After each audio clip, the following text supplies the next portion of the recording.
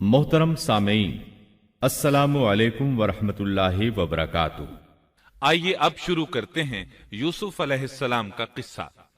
कुरान करीम ने इस किस्से को अहसनुल क़सस कहा है। इसके बारे में अल्लाह ताला ने पूरी एक सूरत यानी सूरह यूसुफ नाजिल फरमाई।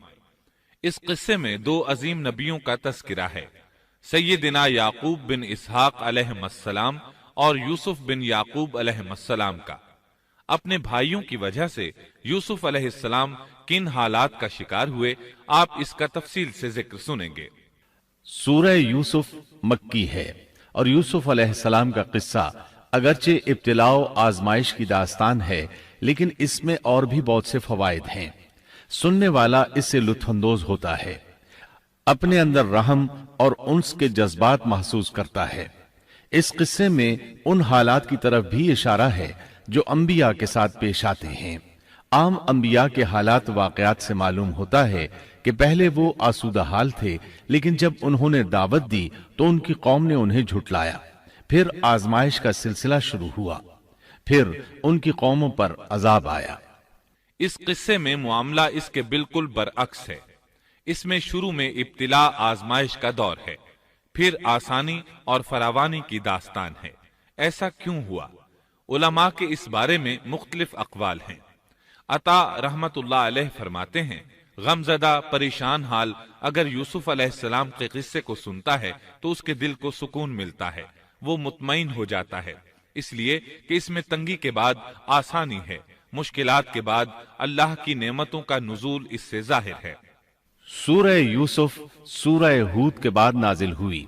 सूरह हूद में अंबियाए किराम के तस्करे के बाद कौम हूद और कौम सालेह की तबाही का जिक्र आता है। फिर उन अक़वाम का तस्करा है जो तबाह व बर्बाद हुई।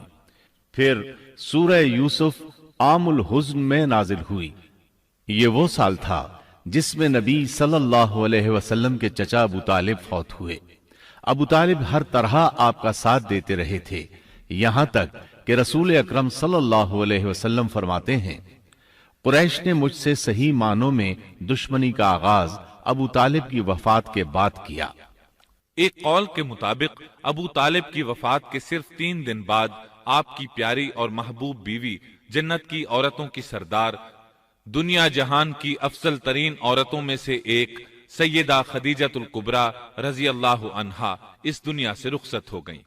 इन्ना लिल्लाहि व इन्ना इलैहि राजिऊन।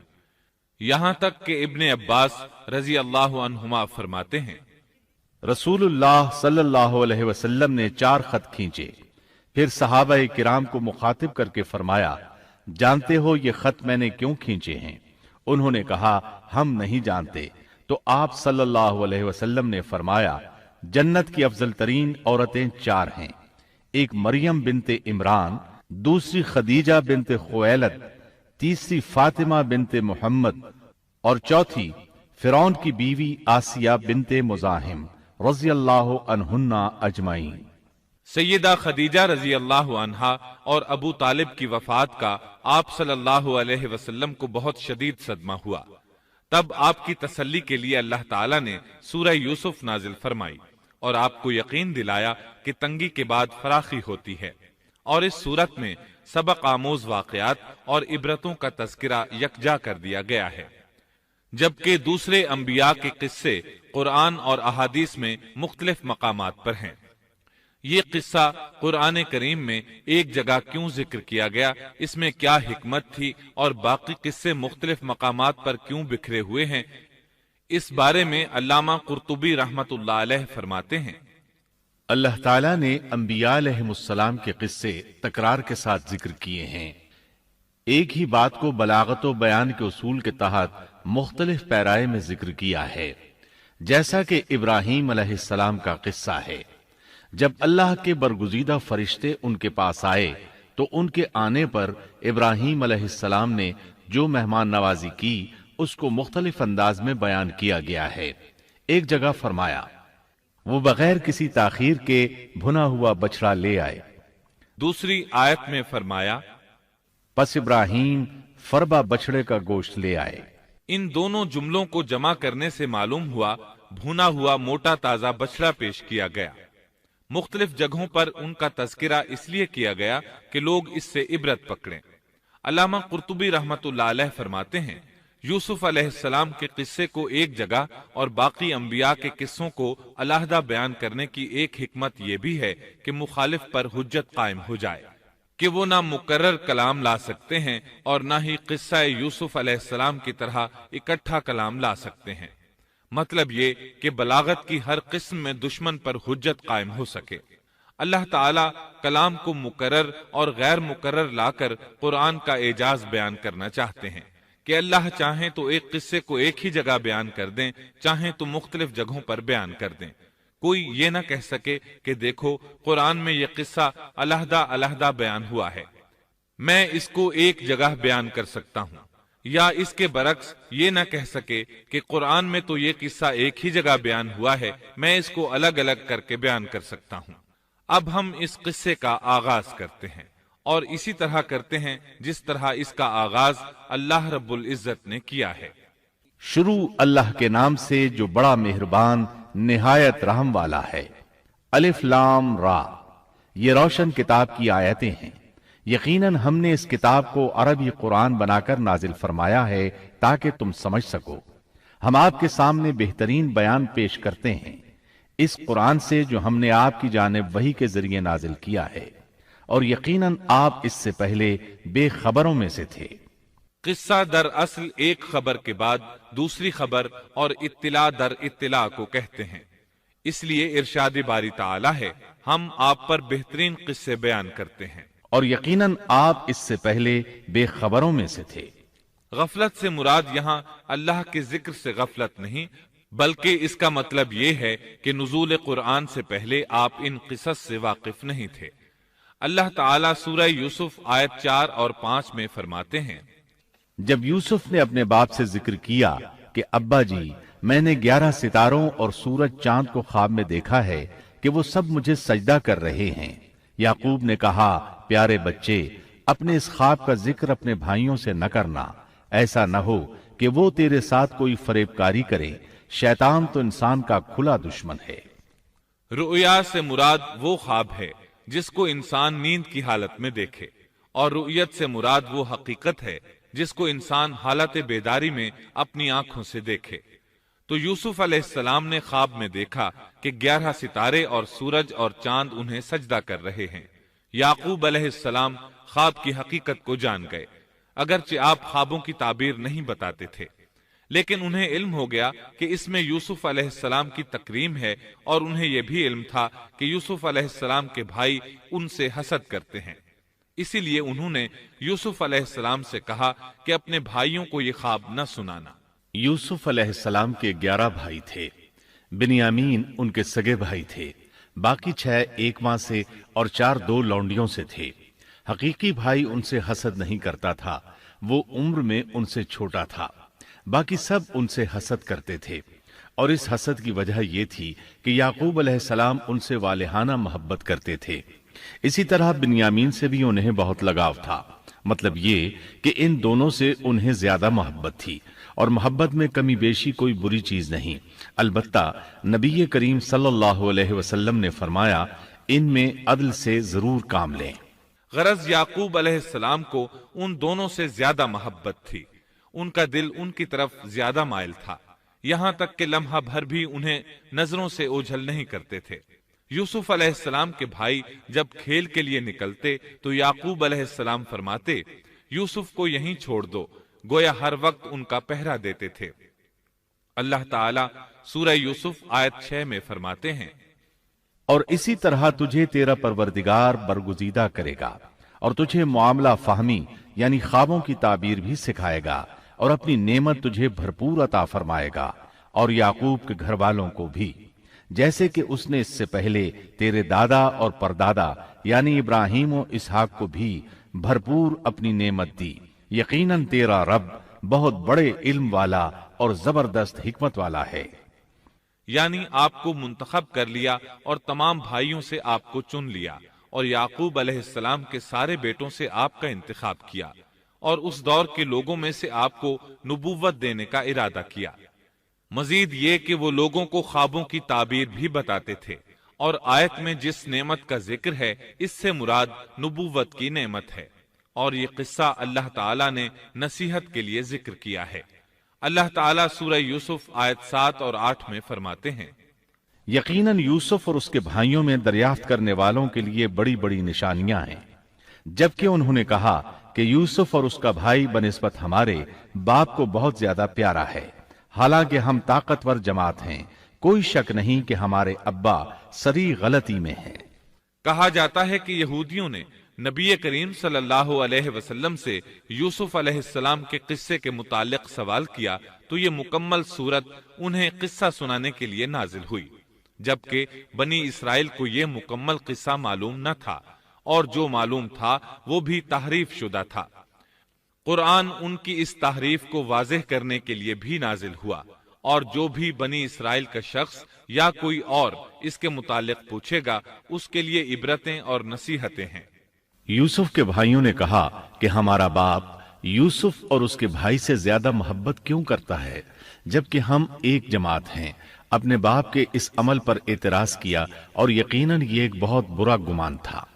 ضلال کا معنی گمراہی ہوتا ہے، لیکن کبھی خطا پر بھی بولا جاتا ہے، اور انہوں نے باہمی مشورہ کیا اور سوچ بچار کے بعد یوسف علیہ السلام کے قتل کی تجویز طے ہوئی۔ اللہ تعالیٰ آیت 9 میں فرماتے ہیں، یوسف کو تو مار ہی ڈالو یا اسے کسی نامعلوم جگہ پھینک دو کہ تمہارے والد کا رخ صرف تمہاری طرف ہی ہو جائے، اس کے بعد تم نیک ہو جانا۔ مطلب یہ کہ وہ آپس میں کہنے لگے یوسف کو قتل کر دو۔ اس پر بڑے بھائی یہودا نے مداخلت کی اور کہا قتل بہت سنگین جرم ہے، اس پر وہ بولے تب پھر اسے کہیں غائب کر دو تاکہ باپ کی توجہ تمہاری طرف ہو جائے اور یوسف والی رکاوٹ ختم ہو جائے۔ دیکھیے کیسی سوچ ہے، پہلے برائی کریں گے پھر توبہ کریں گے اور نیک بن جائیں گے۔ بھلا کیا ایسا آدمی جو برائی اس نیت سے کرتا ہے بعد میں توبہ کر لے گا، کیا اس کی توبہ قبول ہوگی؟ علماء فرماتے ہیں توبہ کا دروازہ کھلا ہے۔ اللہ تعالیٰ رات کے وقت صدا دیتا ہے کہ دن کو برائی کرنے والے توبہ کر لے، اور دن کو آواز دیتا ہے رات کو برائی کرنے والے توبہ کر لے۔ کوئی توبہ کا دروازہ بند نہیں کر سکتا، یہاں تک کہ انسان جتنی بار بھی گناہ کر کے توبہ کرے اللہ قبول کرتا ہے۔ اس لیے اللہ نے ان کی توبہ قبول کر لی۔ تاہم اس بات سے ڈرنا چاہیے کہ اگر گناہ کرنے کے بعد توبہ کا موقع ہی نہ ملے اور موت آ لے تو کیا ہوگا؟ یہ بات نہایت ہی خوفناک ہے کہ توبہ کا موقع ہی نہ ملے۔ اللہ تعالیٰ آیت نمبر 10 میں فرماتے ہیں، ان میں سے ایک نے کہا یوسف کو قتل تو نہ کرو بلکہ اسے کسی اندھے کنویں کی تہ میں ڈالاؤ کہ اسے کوئی آتا جاتا قافلہ اٹھا لے جائے، اگر تمہیں کرنا ہی ہے تو یوں کرو۔ یہودا نے انہیں قتل سے روکا اور کہا قواسم کے راستے میں اموقی نام کا کنواں ہے، اسے اس میں ڈال دو، کوئی گزرتا ہوا قافلہ اسے اٹھا لے جائے گا، اس سے نجات ہی پانا چاہتے ہو تو یہ کام کرو۔ سب نے اس بات سے اتفاق کیا۔ اب اپنے باپ کے پاس گئے، باپ سے انہوں نے جو کہا آیت 11 اور 12 میں آتا ہے، انہوں نے کہا ابا آخر آپ یوسف کے بارے میں ہم پر اعتبار کیوں نہیں کرتے؟ ہم تو اس کے خیر خواہ ہیں، کل آپ ضرور اسے ہمارے ساتھ بھیج دیجئے کہ خوب کھائے پیے اور کھیلے، اور اس کی حفاظت کے ہم ذمہ دار ہیں۔ یعقوب علیہ السلام نے ان کی بات کے جواب میں جو کچھ کہا آیت نمبر 13 اور 14 میں اس کا ذکر موجود ہے۔ یعقوب نے کہا اسے تمہارا لے جانا مجھے تو سخت صدمہ دے گا، اور مجھے یہ بھی کھٹکا لگا رہے گا کہ تمہاری غفلت میں اسے بھیڑیا کھا جائے۔ انہوں نے جواب دیا کہ ہم جیسی زوراور جماعت کی موجودگی میں بھی اگر اسے بھیڑیا کھا جائے تو ہم بالکل نکمے ہی ہوئے۔ وہاں بھیڑیے کثرت سے تھے، اس لیے یعقوب علیہ السلام ڈرتے تھے۔ بیٹوں کے بار بار اصرار پر یعقوب علیہ السلام یوسف علیہ السلام کو ان کے ساتھ بھیجنے پر رضامند ہو گئے۔ اللہ تعالیٰ آیت 15 میں فرماتے ہیں، پھر جب اسے لے چلے اور سب نے مل کر ٹھان لیا کہ اسے غیر آباد گہرے کنویں کی تہ میں پھینک دیں، ہم نے یوسف کی طرف وحی کی کہ یقیناً وقت آ رہا ہے کہ تو انہیں اس ماجرے کی خبر اس حال میں دے گا کہ وہ جانتے ہی نہ ہوں گے۔ بعض روایات کے مطابق انہوں نے راستے میں یوسف علیہ السلام کو مارا پیٹا، برا بھلا کہا، اور ایسا کرنا ان کے لیے معمولی بات تھی، کیونکہ وہ تو قتل کے درپے تھے۔ آخر کار کنویں کے پاس پہنچے اور مشورے کے مطابق انہیں کنویں میں ڈال دیا۔ یوسف علیہ السلام کنویں میں ایک پتھر پر گرے، یعنی پانی میں نہ گرے۔ آپ اس پتھر پر بیٹھ گئے۔ اللہ تعالیٰ کی طرف سے انہیں تسلی دی گئی کہ آپ پریشان نہ ہوں، بہت جلد آپ کنویں سے نکلیں گے اور انہیں ان کے اس گھناؤنے فعل کے بارے میں بتلائیں گے، اور انہیں اس بات کا گمان بھی نہیں ہوگا کہ ایسا وقت بھی آئے گا۔ یوسف علیہ السلام کو کنویں میں ڈالنے کے بعد انہوں نے گھر جانے کی تیاری کی۔ آیت نمبر 16 میں آتا ہے، اور عشاء کے وقت وہ سب اپنے باپ کے پاس روتے ہوئے پہنچے۔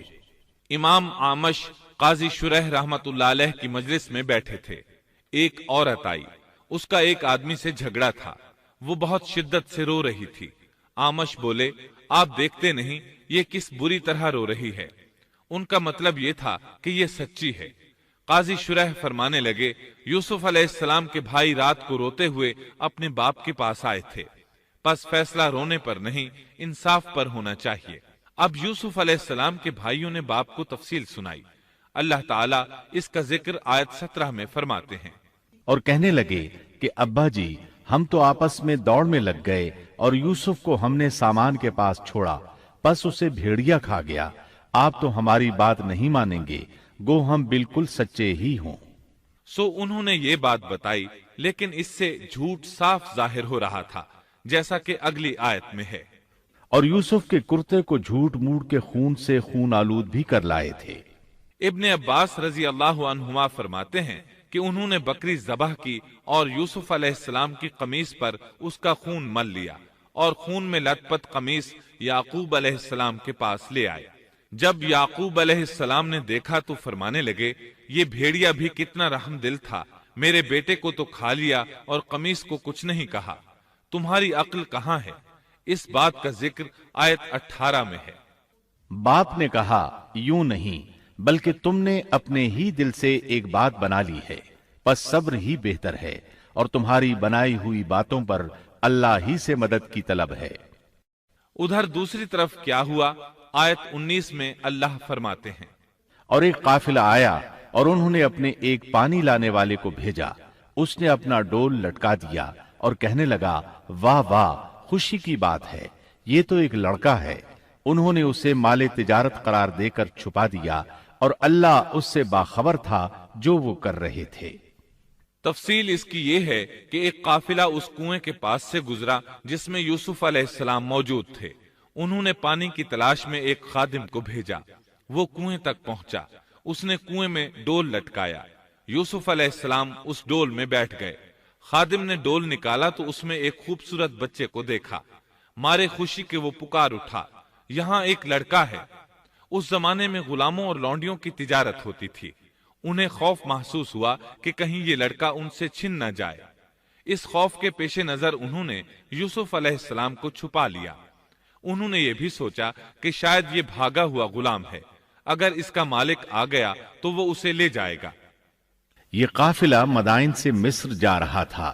جب یہ مصر پہنچے تو انہوں نے یوسف علیہ السلام کو معمولی قیمت میں فروخت کر دیا۔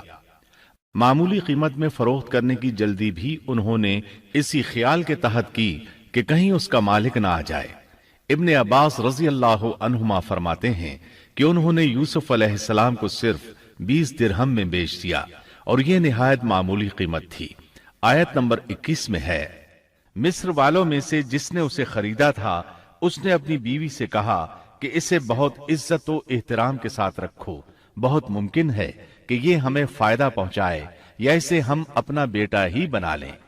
یہ شخص مصر کا وزیر خزانہ تھا، بے اولاد تھا۔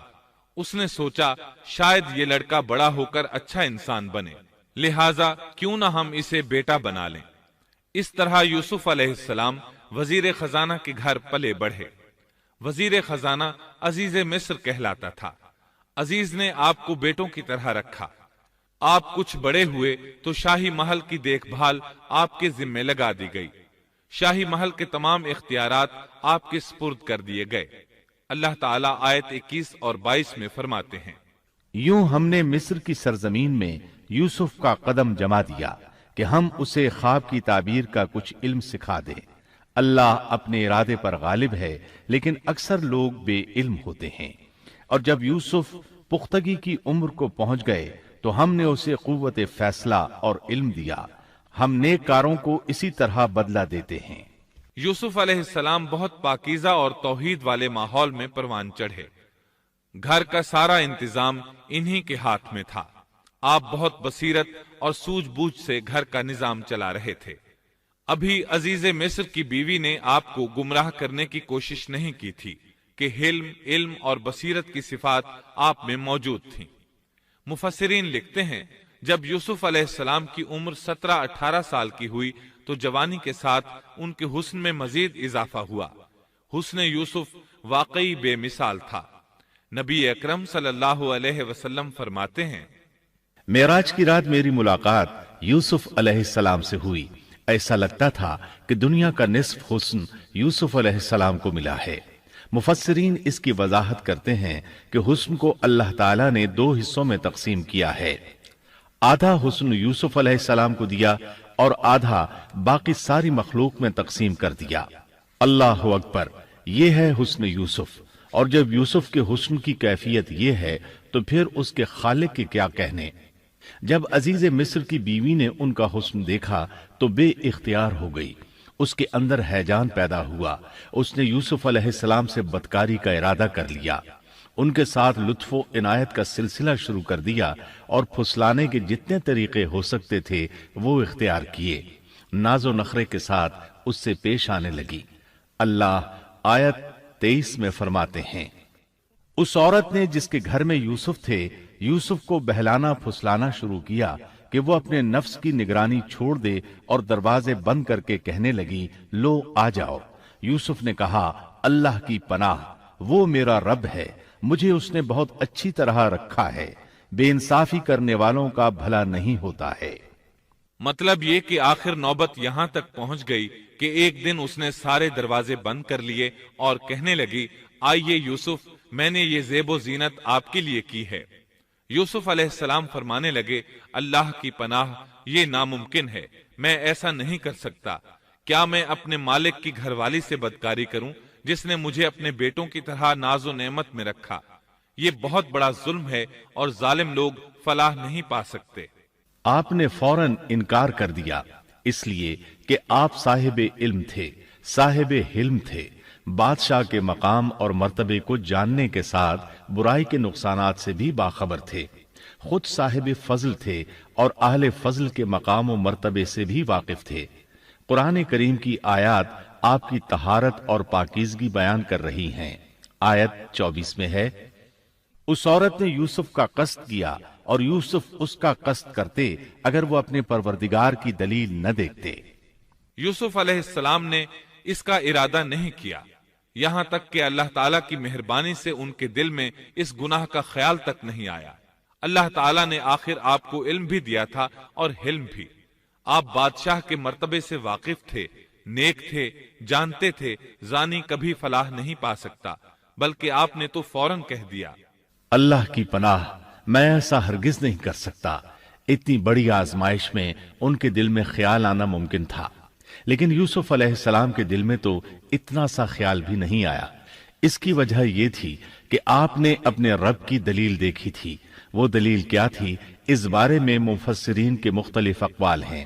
بعض کہتے ہیں آپ نے جبرائیل علیہ السلام کو دیکھا، بعض کہتے ہیں آپ نے یعقوب علیہ السلام کو دیکھا، وہ انہیں انگلی کے اشارے سے منع کر رہے تھے۔ بعض نے لکھا ہے کہ آپ نے دروازے پر یہ لکھا دیکھا تھا، بے شک زنا بڑی بے حیائی اور بہت ہی بری راہ ہے۔ بہرحال یہ مفسرین اور مورخین کے اقوال ہیں، اس بارے میں کوئی صحیح حدیث نہیں ملتی۔ اتنا ہے کہ آپ نے کوئی ایسی چیز دیکھی ضرور تھی جس کی بنا پر آپ کو خیال تک نہ آیا، اور برہان اللہ ہی کی طرف سے تھی، اس نے انہیں سوچنے بھی نہ دیا۔ اللہ آیت نمبر 24 میں فرماتے ہیں، اس طرح ہم نے انہیں اس برائی اور بے حیائی سے بچا لیا کیونکہ وہ ہمارے مخلص بندوں میں سے تھے۔ اللہ نے آپ کو صرف زنا سے نہیں برائی سے بھی بچا لیا۔ یہ اس بات کی دلیل ہے کہ آپ نے ارادہ تک نہیں کیا۔ پھر اسی آیت میں اللہ نے آپ کو اپنا برگزیدہ بندہ فرمایا اور یہ ممکن ہی نہیں کہ کوئی انسان اللہ کے برگزیدہ بندوں میں سے بھی ہو اور پھر کفر بھی کرے، ہرگز ممکن نہیں۔ انبیاء ایسی باتوں سے پاک رہتے ہیں۔ عزیز مصر کی بیوی نے اصرار کیا، آپ کو مجبور کیا اور لگی چمٹنے، تو یوسف علیہ السلام وہاں سے بھاگے۔ عزیز کی بیوی آپ کے پیچھے بھاگی۔ اللہ تعالیٰ نے آیت 25 میں اس واقعے کو یوں بیان فرمایا ہے، اور دونوں دروازے کی طرف دوڑے، اور اس عورت نے یوسف کا کرتا پیچھے کی طرف سے کھینچ کر پھاڑ ڈالا، اور دروازے کے پاس ہی عورت کا شوہر دونوں کو مل گیا، تو کہنے لگی، جو شخص تیری بیوی کے ساتھ برا ارادہ کرے، بس اس کی سزا یہی ہے کہ اسے قید کر دیا جائے یا اور کوئی دردناک سزا دی جائے۔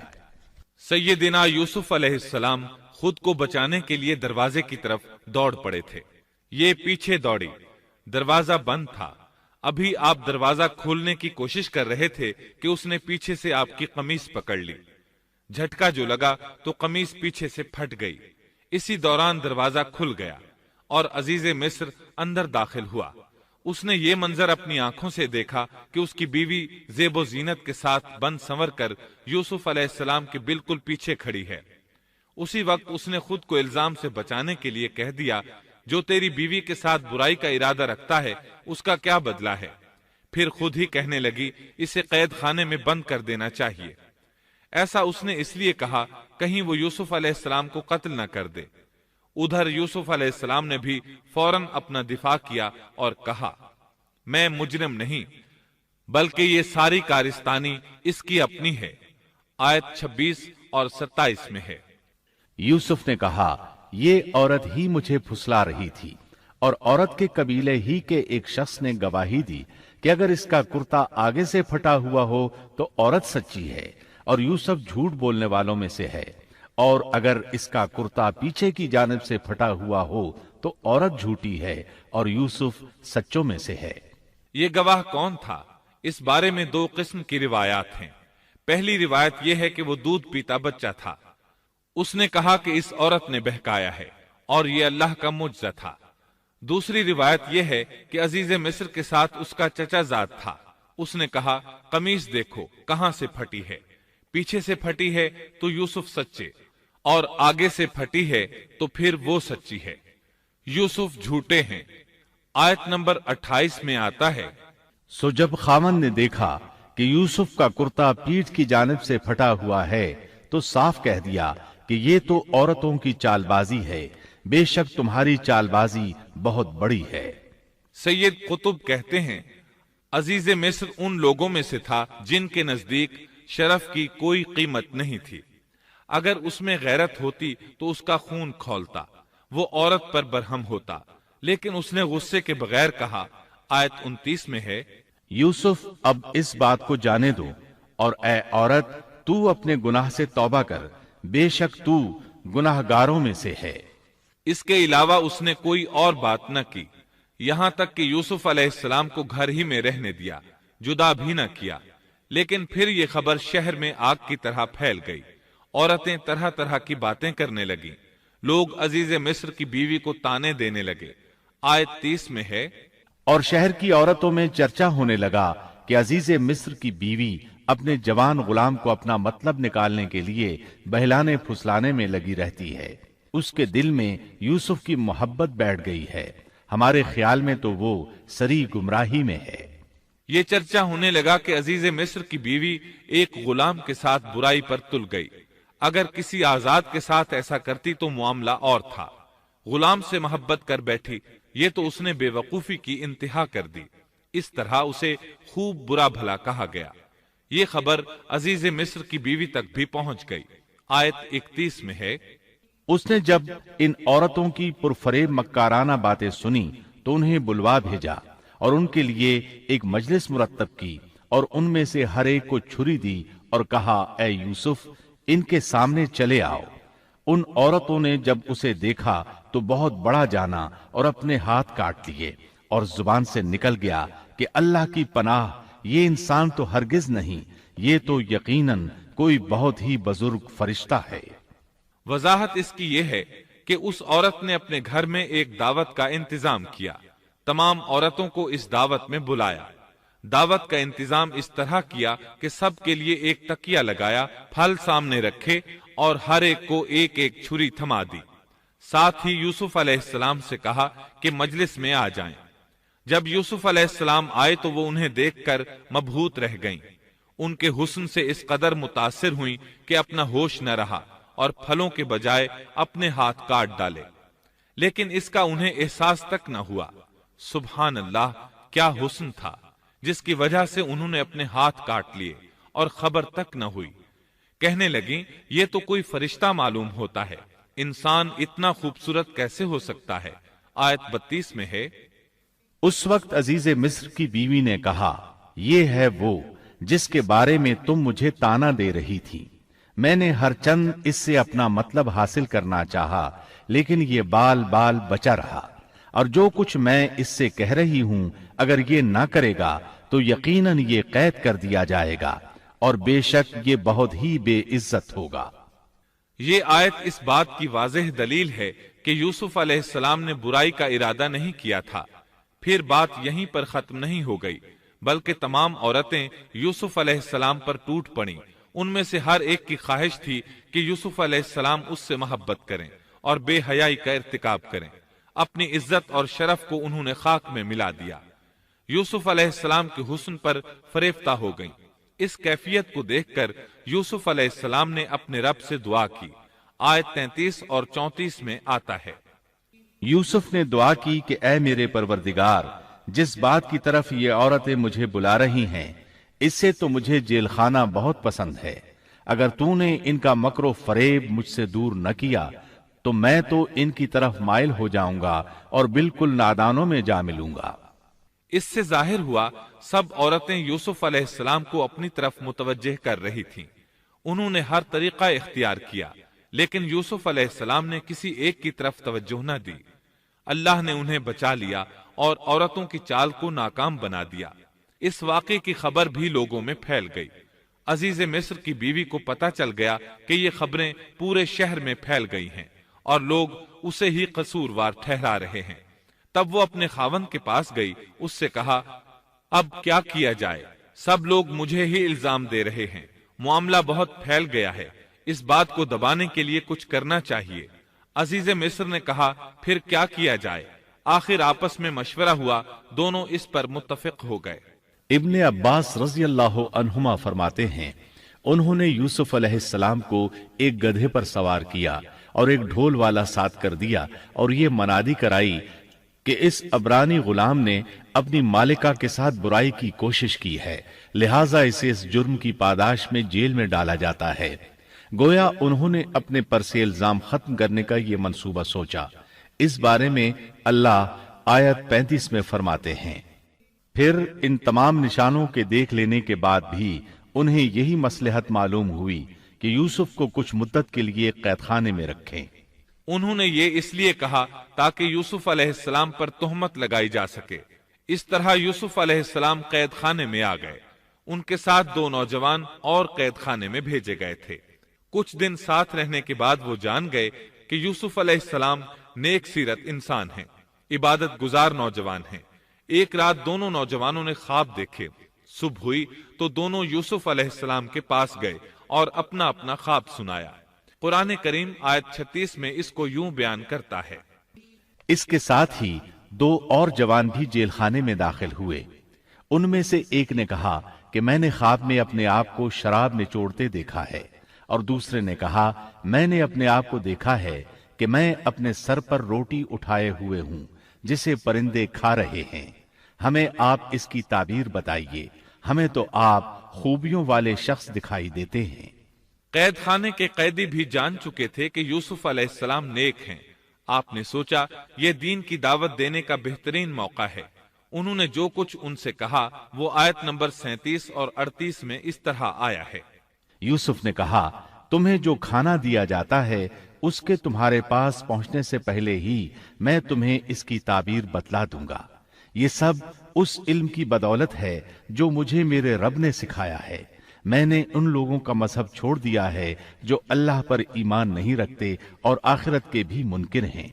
میں اپنے باپ دادوں کے دین کا پابند ہوں، یعنی ابراہیم، اسحاق اور یعقوب کے دین کا۔ ہمیں ہرگز یہ سزاوار نہیں کہ ہم اللہ کے ساتھ کسی کو بھی شریک کریں۔ ہم پر اور تمام اور لوگوں پر اللہ کا یہ خاص فضل ہے، لیکن اکثر لوگ ناشکری کرتے ہیں۔ آپ نے سب سے پہلے اپنا تعارف کرایا، ابراہیم اور یعقوب علیہ السلام کے بارے میں بتایا، اور اس زمانے کے لوگ ابراہیم علیہ السلام کو مانتے تھے۔ ابراہیم علیہ السلام معروف تھے، جانے پہچانے تھے۔ نبی کریم صلی اللہ علیہ وسلم سے پوچھا گیا کہ کریم یعنی عزت دار کون ہے؟ آپ نے فرمایا عزت دار کے بیٹے، عزت دار کے پوتے اور عزت دار کے پڑ پوتے، یعنی یوسف بن یعقوب بن اسحاق بن ابراہیم علیہ السلام۔ مطلب یہ کہ 4 پشتوں تک نبوت کی فضیلت یوسف علیہ السلام کے سوا کسی کے حصے میں نہیں آئی۔ یہ عزت اور بزرگی کی انتہا ہے۔ آپ نے اپنے دین کا تعارف کرانے کے بعد ان سے جو کچھ کہا وہ آیت 39 اور 40 میں آتا ہے۔ اے میرے قید کے ساتھیوں، کیا بھلا کئی جدا جدا پروردگار بہتر ہیں یا ایک اللہ زبردست طاقتور؟ اس کے سوا تم جن کی پوجا باٹ کر رہے ہو وہ سب نام ہی نام ہیں جو تم نے اور تمہارے باپ دادوں نے خود ہی گھڑ لیے ہیں۔ اللہ نے ان کی کوئی دلیل نازل نہیں فرمائی۔ فرما روائی صرف اللہ ہی کی ہے۔ اس کا فرمان ہے کہ تم سب سوائے اس کے کسی اور کی عبادت نہ کرو۔ یہی دین درست ہے، لیکن اکثر لوگ نہیں جانتے۔ پھر یوسف علیہ السلام نے انہیں خواب کی تعبیر بتائی۔ اس کا ذکر سورہ یوسف آیت 41 میں ہے۔ اے میرے قید خانے کے رفیقو، تم دونوں میں سے ایک تو اپنے بادشاہ کو شراب پلانے پر مقرر ہو جائے گا، لیکن دوسرا سولی دیا جائے گا اور پرندے اس کا سر نوچ نوچ کھائیں گے۔ تم دونوں جس کے بارے میں تحقیق کر رہے تھے اس کام کا فیصلہ کر دیا گیا۔ تعبیر سن کر وہ قیدی کہنے لگے، ہم نے اس طرح خواب نہیں دیکھا۔ جس کے قتل کی تعبیر بتائی گئی تھی وہ تو خاص طور پر کہنے لگا، میں نے یہ خواب نہیں دیکھا۔ اس پر یوسف علیہ السلام نے فرمایا، یہ اللہ کا فیصلہ ہے، تبدیل نہیں ہو سکتا۔ پھر آپ نے دوسرے قیدی سے فرمایا، اور جس کی نسبت یوسف کا گمان تھا کہ ان دونوں میں سے یہ چھوٹ جائے گا، اس سے کہا کہ اپنے بادشاہ سے میرا ذکر بھی کر دینا۔ پھر اسے شیطان نے اپنے بادشاہ سے ذکر کرنا بھلا دیا اور یوسف نے کئی سال قید خانے ہی میں کاٹے۔ پھر اسی طرح ہوا، ایک کو پھانسی پر چڑھا دیا گیا، دوسرا بادشاہ کو شراب پلانے پر مقرر ہوا، لیکن وہ یوسف علیہ السلام کا ذکر کرنا بھول گیا۔ اللہ تعالیٰ آیت 42 میں فرماتے ہیں، شیطان نے اسے بھلا دیا۔ اس آیت کی تفسیر بعض مفسرین نے یہ کی ہے کہ شیطان نے یوسف علیہ السلام کو اپنے رب یعنی اللہ تعالیٰ کی یاد سے غافل کر دیا، اور انہوں نے ایک بندے سے چاہا کہ وہ اپنے رب یعنی شاہ مصر سے ان کا تذکرہ کر کے ان کی رہائی کی کوشش کرے۔ اس لیے اللہ تعالیٰ نے ان کو یہ سزا دی کہ وہ کئی سال تک جیل میں پڑے رہے۔ یہ تفسیر بالکل غلط ہے۔ درست یہ ہے کہ فَأَنْسَاهُ کی ضمیر اس شخص کی طرف لوٹتی ہے جس کے متعلق یوسف علیہ السلام کا گمان تھا کہ وہ رہائی پانے والا ہے، اور اس آیت کے معنی یہ ہیں کہ شیطان نے اس شخص کو اپنے آقا سے یوسف علیہ السلام کا ذکر کرنا بھلا دیا، جیسا کہ علامہ ابن کثیر اور دیگر مفسرین نے اسی طرح کہا ہے۔ انس رضی اللہ عنہ سے مروی یہ روایت کہ اللہ تعالیٰ نے یوسف علیہ السلام کی طرف وحی کی کہ اے یوسف، تجھے تیرے بھائیوں سے کس نے نجات دی؟ فرمایا، اے اللہ، آپ نے۔ اللہ نے پھر پوچھا، یوسف، تجھے کنویں سے کس نے نکالا؟ انہوں نے جواب دیا، اللہ، آپ نے۔ اللہ تعالیٰ نے پھر پوچھا، یوسف، تجھے عورتوں سے کس نے بچایا؟ کہا، اللہ، آپ نے۔ اب اللہ نے فرمایا، پھر اب اللہ کے سوا کسی اور سے نجات کیوں طلب کرتے ہو؟ یہ روایت عقل اور نقل دونوں کے خلاف ہے، کیونکہ تکالیف و مصائب سے خلاصی کے لیے دنیاوی اسباب اختیار کرنا جائز ہے، جیسا کہ سورۃ المائدہ میں اللہ تعالیٰ فرماتے ہیں کہ نیکی اور تقوی کے کاموں میں ایک دوسرے کا تعاون کرو، اور یوسف علیہ السلام کا رہائی پانے والے شخص سے اپنی رہائی کے متعلق بادشاہ سے بات کرنے کو کہنا اس آیت کے عین مطابق ہے، اور ایسا کرنا توکل علی اللہ کے خلاف نہیں۔ لہذا مذکورہ بیان کردہ روایت جس طرح سند کے اعتبار سے کمزور ہے، اسی طرح مفہوم کے اعتبار سے بھی قرآن کے خلاف ہے۔ یوسف علیہ السلام قید خانے میں پڑے ہیں، کسی کو ان کی خبر تک نہیں۔ یہ ان کی ایک اور آزمائش تھی، کسی کو خبر ہو تو نکالے۔ آخر کچھ مدت بعد بادشاہ نے خواب دیکھا۔ بادشاہ نے کہا، میں نے خواب میں دیکھا ہے کہ 7 موٹی تازی فربا گائیں ہیں جن کو 7 دبلی پتلی لاغر گائیں کھا رہی ہیں، اور 7 بالیاں ہیں ہری ہری اور دوسری 7 بالکل خشک۔ اس خواب نے بادشاہ کو پریشان کر دیا۔ اس نے کہا، اے درباریو، میرے اس خواب کی تعبیر بتلاؤ اگر تم خواب کی تعبیر دے سکتے ہو۔ انہوں نے جواب دیا، یہ تو اڑتے اڑاتے پریشان خواب ہیں، اور ایسے شوریدہ پریشان خوابوں کی تعبیر جاننے والے ہم نہیں۔ جب وہ خواب کی تعبیر نہ بتا سکے تب اس ساقی کو یوسف علیہ السلام یاد آئے۔ وہ چونک اٹھا۔ ان 2 قیدیوں میں سے جو رہا ہوا تھا اسے مدت کے بعد یاد آ گیا اور کہنے لگا، میں تمہیں اس کی تعبیر بتلا دوں گا، مجھے جانے کی اجازت دیجیے۔ قید خانہ شہر سے باہر تھا، انہوں نے اسے ادھر روانہ کر دیا۔ وہ جیل پہنچا، یوسف علیہ السلام سے ملا اور بولا، اے یوسف، اے بہت بڑے سچے، آپ ہمیں اس خواب کی تعبیر بتلائیے کہ 7 موٹی تازی گائیں ہیں جنہیں 7 دبلی پتلی گائیں کھا رہی ہیں، اور 7 بالکل سبز خوشے ہیں، اور 7 ہی دوسرے بالکل خشک ہیں، تاکہ میں واپس جا کر ان لوگوں سے کہوں تاکہ وہ سب جان لیں۔ تب یوسف علیہ السلام نے خواب کی تعبیر بتائی۔ یوسف نے جواب دیا کہ تم 7 سال تک پے در پے لگاتار حسب عادت غلہ بویا کرنا، اور فصل کاٹ کر اسے بالیوں سمیت ہی رہنے دینا، سوائے اپنے کھانے کی تھوڑی سی مقدار کے۔ اس کے بعد 7 سال نہایت سخت قحط کے آئیں گے، وہ اس غلے کو کھا جائیں گے جو تم نے ان کے لیے ذخیرہ رکھ چھوڑا تھا، سوائے اس تھوڑے سے غلے کے جو تم محفوظ کر کے رکھو گے۔ آپ نے صرف خواب کی تعبیر نہیں بتائی بلکہ علاج بھی بتایا۔ اس کے بعد ایک اور بات بھی بتائی۔ اس کے بعد جو سال آئے گا اس میں لوگوں پر خوب بارش برسائی جائے گی، اور وہ اس میں شیرہ انگور بھی خوب نچوڑیں گے۔ ساقی بہت تیزی سے واپس گیا، بادشاہ کو پوری تفصیل بتائی۔ تب بادشاہ نے کہا، یوسف کو میرے پاس لاؤ۔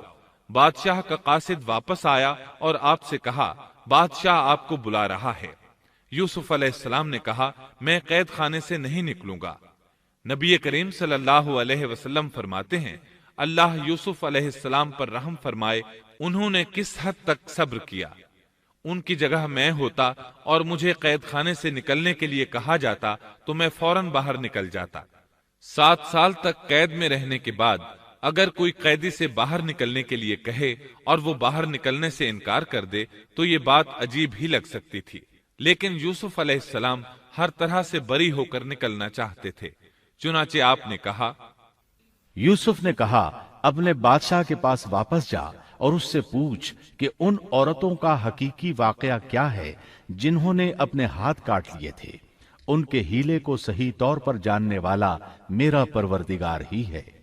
قاصد واپس آیا، اس نے بادشاہ کو یوسف کا جواب سنایا۔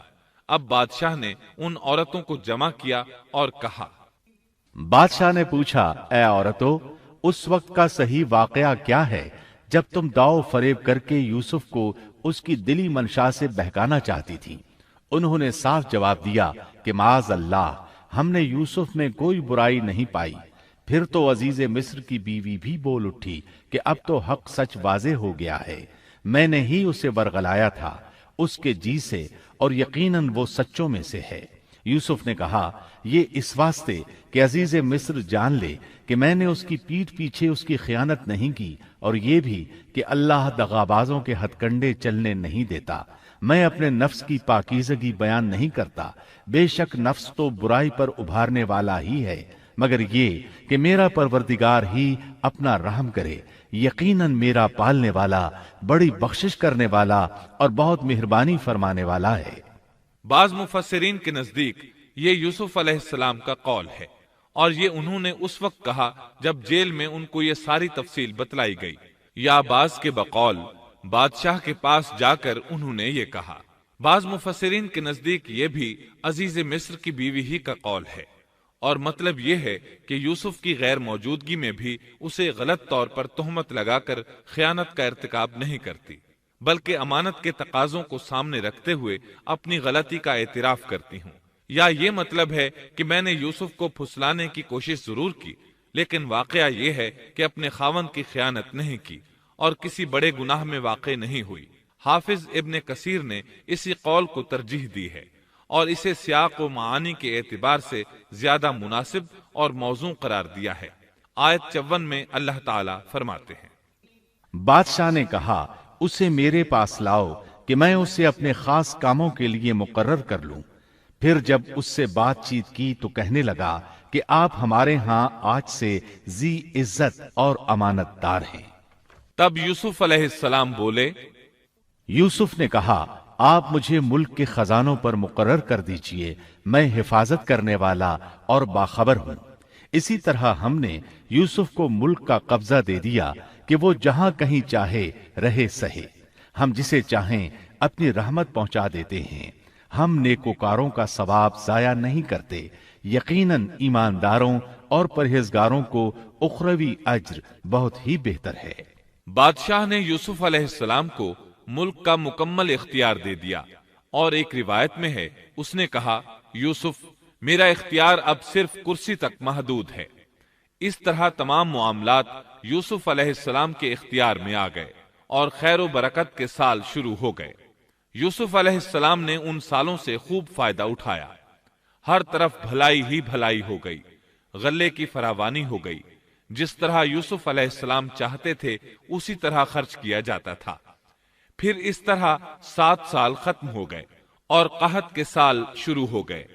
اس قحط نے نہ صرف مصر کو بلکہ فلسطین وغیرہ کے علاقوں کو بھی اپنی لپیٹ میں لے لیا۔ اب چونکہ مصر بہت زیادہ خوشحال تھا، یوسف علیہ السلام نے 7 سال تک غلے کو بچا بچا کر رکھا تھا، اس لیے لوگ مصر آنا شروع ہو گئے۔ فلسطین میں بھی غلہ ختم ہو گیا۔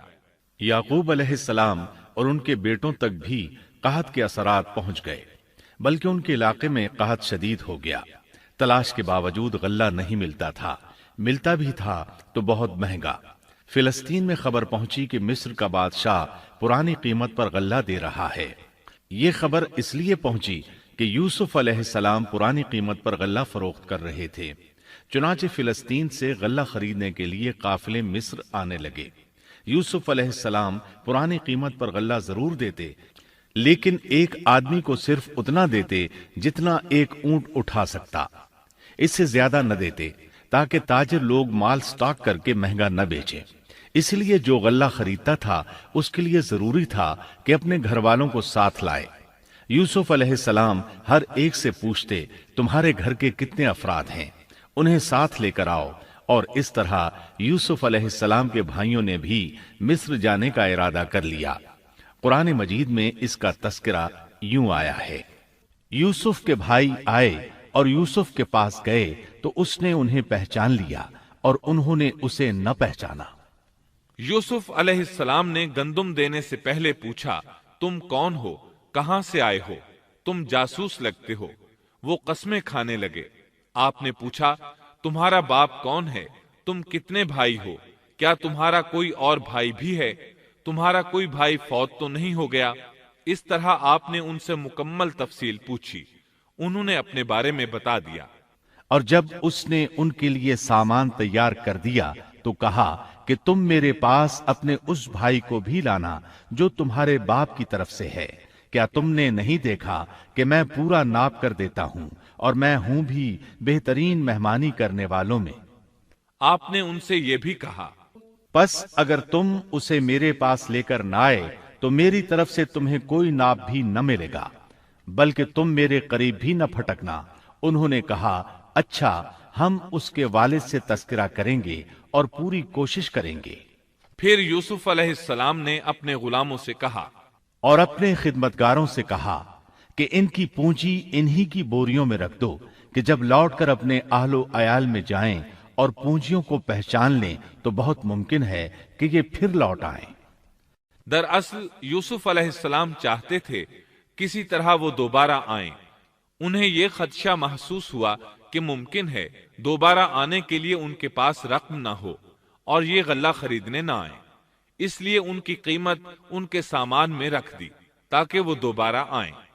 جب یہ گھر پہنچے تو سامان کھولنے سے پہلے باپ سے کہا، ہم سے تو غلے کا پیمانہ روک لیا گیا، اب آپ ہمارے ساتھ ہمارے بھائی کو بھیجیے کہ ہم پیمانہ بھر کر لائیں، ہم اس کی نگہبانی کے ذمہ دار ہیں۔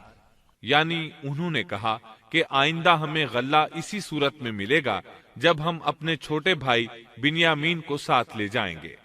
اس پر یعقوب علیہ السلام نے فرمایا، یعقوب نے کہا کہ مجھے تو اس کی بابت تمہارا بس ویسا ہی اعتبار ہے جیسا اس سے پہلے اس کے بھائی کے بارے میں تھا، بس اللہ ہی بہترین حافظ ہے اور وہ سب مہربانوں سے بڑا مہربان ہے۔ مطلب یہ کہ یعقوب علیہ السلام نے ان کی بات ماننے سے انکار کر دیا۔ اس کے بعد جب انہوں نے اپنا سامان کھولا تو کیا دیکھا؟ جب انہوں نے اپنا سامان کھولا تو انہوں نے اپنا سرمایہ موجود پایا جو ان کی جانب لوٹا دیا گیا تھا۔ کہنے لگے، اے ہمارے باپ، ہمیں اور کیا چاہیے؟ دیکھیے تو یہ ہمارا سرمایہ بھی ہمیں واپس لوٹا دیا گیا ہے۔ ہم اپنے خاندان کو غلہ لا دیں گے اور اپنے بھائی کی نگرانی رکھیں گے اور ایک اونٹ کا پیمانہ زیادہ لائیں گے، یہ ناپ تو بہت آسان ہے۔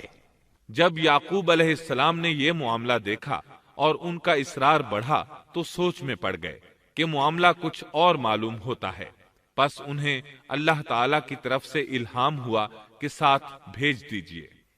یعقوب نے کہا، میں تو اسے ہرگز تمہارے ساتھ نہ بھیجوں گا جب تک کہ تم اللہ کو بیچ میں رکھ کر مجھے قول و قرار نہ دو کہ تم اسے میرے پاس پہنچاؤ گے، سوائے اس ایک صورت کے کہ تم سب گرفتار کر لیے جاؤ۔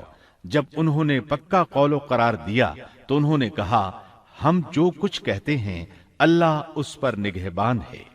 انہوں نے مزید نصیحت کی، اور یعقوب نے کہا، اے میرے بچوں، تم سب ایک دروازے سے نہ جانا بلکہ کئی جدا جدا دروازوں میں سے داخل ہونا، میں اللہ کی طرف سے آنے والی کسی چیز کو تم سے ٹال نہیں سکتا، حکم صرف اللہ ہی کا چلتا ہے، میرا کامل بھروسہ اسی پر ہے اور ہر ایک بھروسہ کرنے والے کو اسی پر بھروسہ کرنا چاہیے۔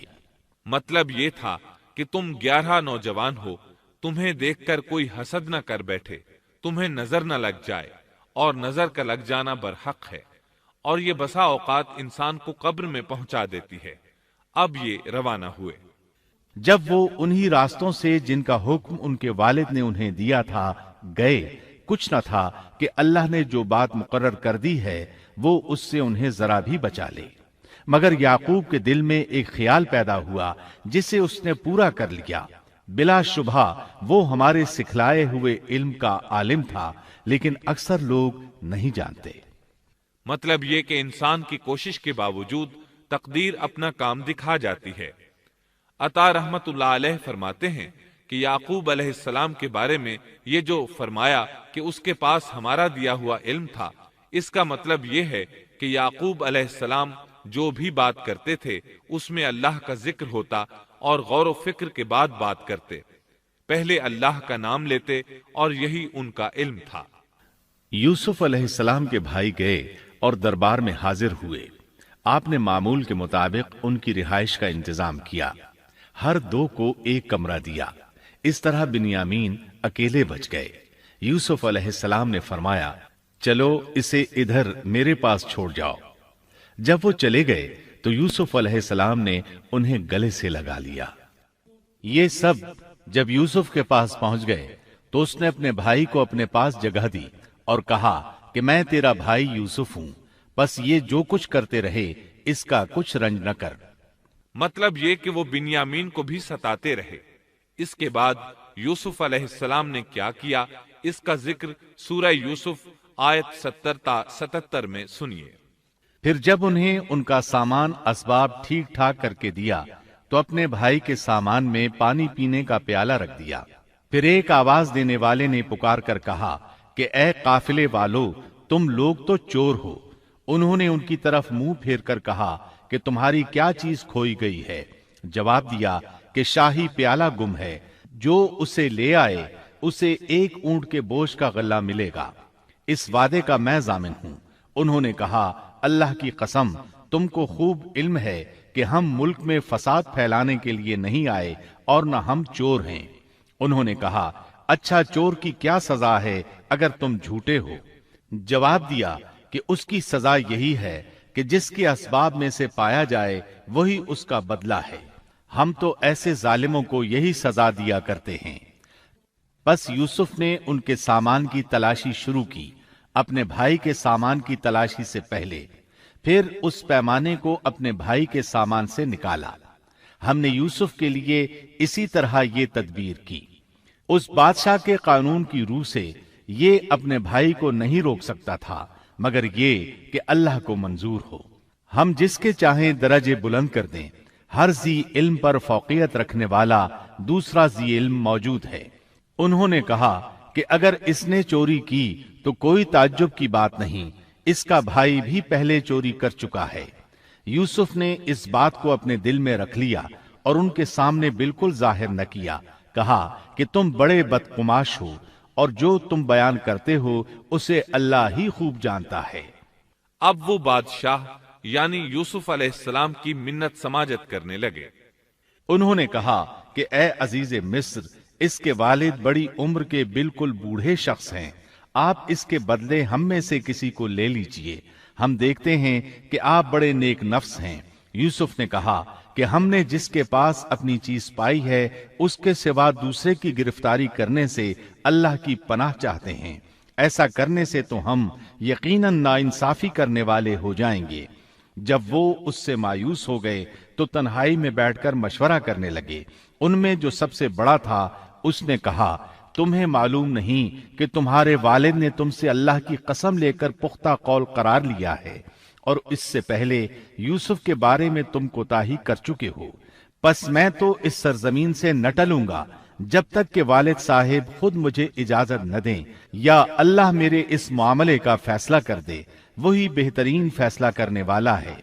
تم سب والد صاحب کی خدمت میں واپس جاؤ اور کہو کہ ابا جی، آپ کے صاحبزادے نے چوری کی اور ہم نے وہی گواہی دی تھی جو ہم جانتے تھے، ہم کچھ غیب کی حفاظت کرنے والے نہ تھے۔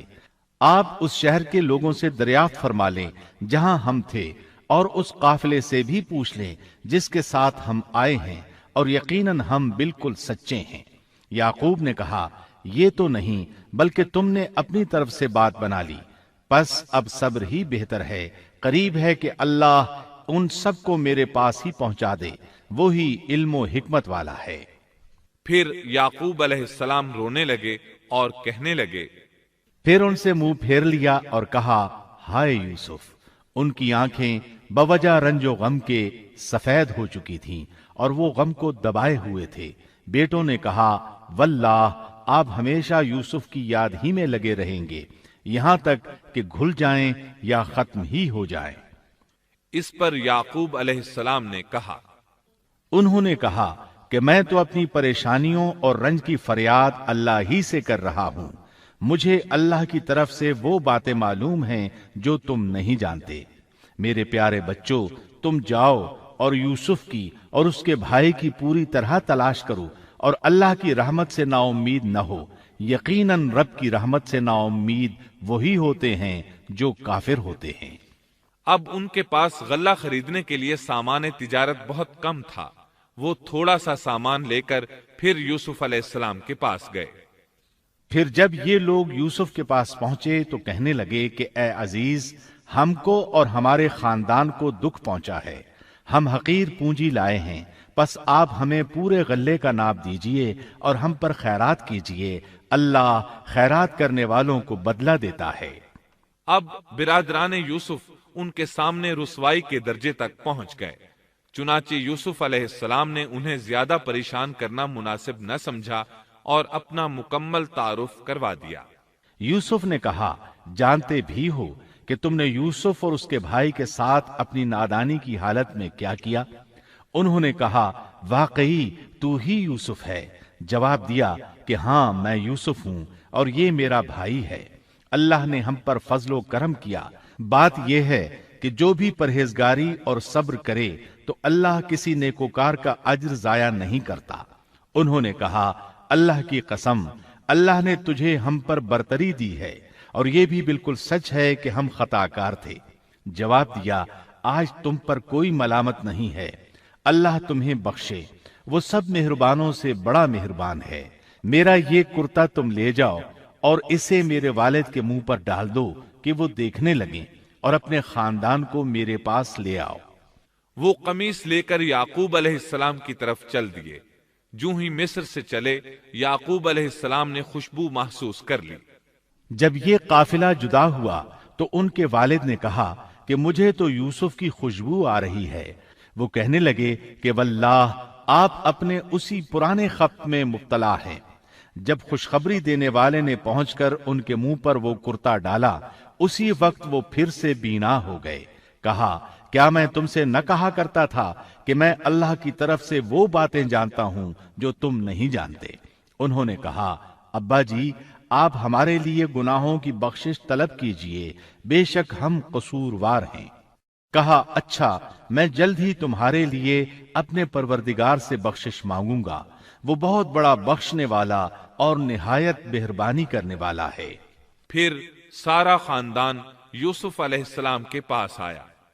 جب یہ سارا گھرانہ یوسف کے پاس پہنچ گیا تو یوسف نے اپنے ماں باپ کو اپنے پاس جگہ دی اور کہا اللہ کو منظور ہے تو آپ سب امن و امان کے ساتھ مصر میں آؤ، اور اپنے تخت پر اپنے ماں باپ کو اونچا بٹھایا اور سب اس کے سامنے سجدے میں گر گئے۔ تب کہا کہ ابا جی، یہ میرے پہلے کے خواب کی تعبیر ہے، میرے رب نے اسے سچا کر دکھایا۔ اس نے میرے ساتھ بڑا احسان کیا جبکہ مجھے جیل خانے سے نکالا اور آپ لوگوں کو صحرا سے لے آیا۔ اس اختلاف کے بعد جو شیطان نے مجھ میں اور میرے بھائیوں میں ڈال دیا تھا، میرا رب جو چاہے اس کے لیے بہترین تدبیر کرنے والا ہے، اور وہ بہت علم و حکمت والا ہے۔ اے میرے پروردگار، تو نے مجھے کچھ حکومت عطا فرمائی اور مجھے خواب کی تعبیر سکھلائی۔ اے آسمانوں اور زمین کے پیدا کرنے والے، تو ہی دنیا و آخرت میں میرا ولی اور کارساز ہے۔ تو مجھے اسلام کی حالت میں فوت کر اور نیکوں میں ملا دے۔